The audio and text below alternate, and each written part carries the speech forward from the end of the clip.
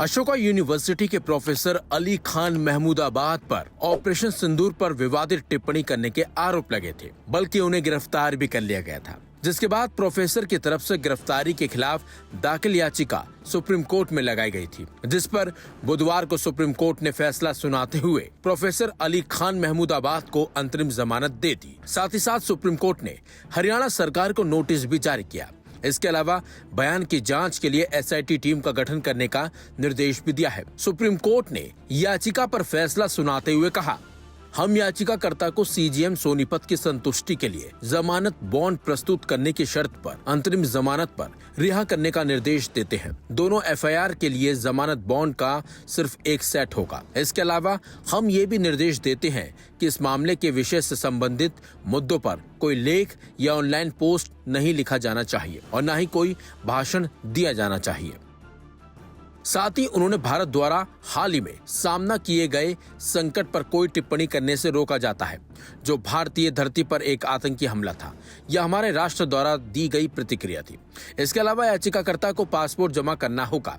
इसके साथ साथ हरियाणा सरकार को नोटिस जारी करते हुए सुप्रीम कोर्ट ने कहा कि दो कथित आपत्तिजनक ऑनलाइन पोस्ट की विषय वस्तु को देखते हुए याचिकाकर्ता के खिलाफ एफआईआर दर्ज की गई। हम संतुष्ट हैं कि जांच पर रोक लगाने का कोई मामला नहीं बनता है। इसके अलावा सुप्रीम कोर्ट ने कहा, हम हरियाणा के डीजीपी को 3 आईपीएस अधिकारियों की एक एसआईटी टीम गठित करने का निर्देश देते हैं, जो हरियाणा या दिल्ली से संबंधित नहीं हो। एसआईटी टीम का नेतृत्व पुलिस महानिरीक्षक करेंगे, जबकि सदस्यों में एक महिला अधिकारी होगी। इसके लिए सुप्रीम कोर्ट ने 24 घंटे का वक्त दिया है और कहा है कि 24 घंटे के अंदर एसआईटी टीम का गठन होना चाहिए।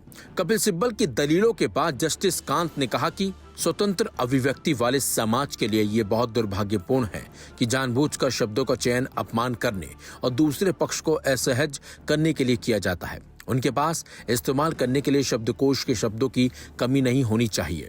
वे ऐसी भाषा का इस्तेमाल कर सकते हैं जिसमें दूसरों की भावनाओं को ठेस न पहुंचे और तटस्थ भाषा का इस्तेमाल करें। जिस पर कपिल सिब्बल ने कहा कि लेकिन कोई आपराधिक इरादा या सांप्रदायिक तनाव पैदा करने की कोशिश नहीं की गई है।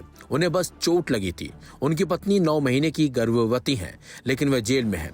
अब महिला आयोग द्वारा दूसरी एफआईआर दर्ज की गई है। आखिर उन्होंने महिलाओं के खिलाफ क्या कहा? सुनवाई के दौरान जस्टिस कांत ने कहा, आपकी आपत्ति जायज है, लेकिन अब जबकि कोर्ट ने बिना किसी आपत्ति के इसे दर्ज कर लिया है, तो हमें बताइए मिस्टर राजू कि वो बयान कहाँ है जिसमें उन्होंने महिला अधिकारियों का अपमान किया। महिला आयोग द्वारा दर्ज एफआईआर में यह वह लिखा है, लेकिन वकील द्वारा तैयार की गई कोई बात हमें दिखाइए कि उन्होंने महिला सैन्य अधिकारियों का अपमान कहाँ किया है। अगर ऐसा है तो एक गंभीर है। इस पर एएसजी राजू ने कहा कि मुझे याचिका देखने दीजिए। उन्होंने कर्नल सूफिया कुरैशी पर कुछ टिप्पणियां की हैं। जस्टिस सूर्यकांत की बेंच के समक्ष प्रोफेसर की ओर से कपिल सिब्बल ने दलील पेश करना शुरू किया। सिब्बल ने कहा कि आप बयान देखें जिसके आधार पर प्रोफेसर महमूदाबाद पर आपराधिक दोष लगाया गया है। जस्टिस सूर्यकांत ने पूछा, ये कहां पोस्ट किया गया था? जिस पर सिब्बल ने कहा, इंस्टाग्राम और फिर फेसबुक। इसके बाद सिब्बल ने महमूदाबाद का बयान पढ़ना शुरू किया। सिब्बल ने कहा कि ये बहुत ही देशभक्तिपूर्ण बयान है। जस्टिस कांत ने कहा, चलिए आगे पढ़िए।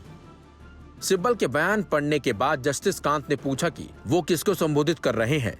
सिब्बल ने कहा कि मीडिया चला रहा है कि कराची पर कब्जा, लाहौर पर कब्जा। फिर जस्टिस कांत ने कहा कि उन्होंने युद्ध के कारण सेना के जवानों के परिवार पर पड़ने वाले प्रभावों के बारे में बताया और फिर राजनीति में पड़ गए। इस पर सिब्बल ने कहा, फिर उन्होंने कहा, मैं खुश हूं वे दक्षिणपंथी टिप्पणीकारों को संबोधित कर रहे हैं।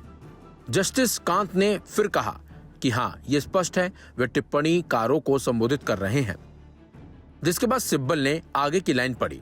सिब्बल ने अपनी दलील देते हुए कहा कि वह जय हिंद के साथ अपना पोस्ट खत्म करते हैं। आप ये देखिए। जस्टिस कांत ने कहा कि ये राय है, कुछ लोग राष्ट्र को ठेस नहीं पहुंचाते। कोई भी अपनी राय रख सकता है, लेकिन इसे देते समय ध्यान रखना चाहिए। इस पर सिब्बल ने कहा कि मैं सहमत हूं। सिब्बल ने महमूदाबाद का एक और बयान पढ़ा और आगे बेंच को बताया कि उन्होंने कहा कि सीज फायर हो चुका है, जबकि कुछ लोग अभी भी युद्ध की वकालत कर रहे हैं। इस पोस्ट को लेकर कोर्ट में बहस काफी लंबी चली और प्रोफेसर अली खान महमूदाबाद को सुप्रीम कोर्ट से अंतरिम जमानत दे दी गई।